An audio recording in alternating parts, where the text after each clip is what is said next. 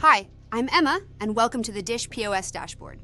In this tutorial, we show you how to set up multiple languages for a sales channel. First, click on Self-Service. Then go to Sales Channels. You are now in the overview of your sales channels. To adjust the settings, use the edit icon of the corresponding sales channel. A new window will open where you can adjust the information of the sales channel. Then select the languages for the sales channel by using the corresponding drop-down menu. Note, you can assign multiple languages to the sales channel. Afterwards, select the default language through the corresponding drop-down menu. Once you're done with the setup, click on Save to apply the changes.